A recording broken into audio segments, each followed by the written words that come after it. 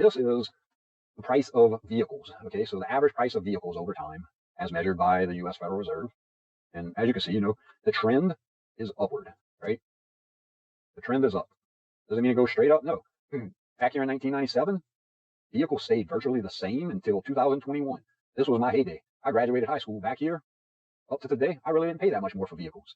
That changed in 2019 to 2020, and I think we all know it and feel it. And when you go shopping for vehicles, you see that. We are at the very start of this trend change in vehicle prices. I'm telling you that commodities are going up. Well, what are commodities? They're the inputs to everything that's made in the economy, right? So if silver is going up, it's an electrical conductor. If copper is going up, it's all the wiring in your car. If iron ore and steel are going up, it's what makes the car. This car price is going to the moon. Okay, so yesterday, 3 years ago, I heard kids saying, remember the day when we could actually, a single family could afford a home. Remember the day when a two-parent household could afford a home. They're having trouble affording, young people today are having trouble affording buying a home. Okay, well, in 10 years from now, those same young people are going to say, remember when every household actually owned a vehicle. That's where we're headed. Okay, all the evidence I'm showing you here, if I took one of these charts by themselves, okay, maybe it's not proof. When I add them all together, this is overwhelming evidence, folks. Wake up. You have to stop living the lifestyle that you have been. That lifestyle is over. It is declining. All right, so again, same chart. This is just a different measure, but same thing. Average price of a vehicle. Okay, so now let's take that average price of the vehicle in gold. Okay, so the government tells you that 2% inflation is normal.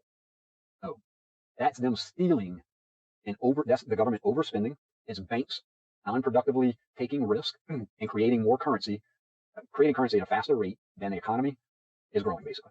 All right, so the natural state of the economy, if we had a 100% backed currency backed by gold or something, oil, basket of commodities, whatever, the economy's natural state is deflationary.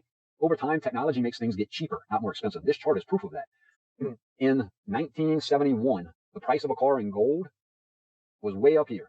Okay, today it's way down here. That means that the true price of vehicles has gotten cheaper, not more expensive. So you're under the illusion of pricing things in dollars. Dollars do not tell you the truth. They are what politicians and bankers hope you believe in so that you don't see what is being done to you. Because if you truly understood what was being done to you, there would be utter chaos in the streets. There'd be riots. There would not be, you hear constant talk of, is there going to be a civil war? What is a civil war? A civil war is one faction of its people against another.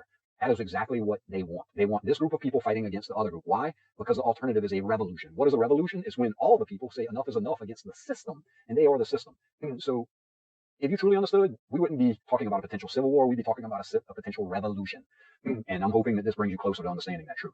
But if I took a percentage change from 1971 to today, vehicles are now 97% less expensive than they were in 1971. They're not more expensive, folks. That chart I just showed you of them going up, that's the dollar lying to you. This is the truth. All right, so now let's look at 2019. So right around here, COVID, or let's look at 2020.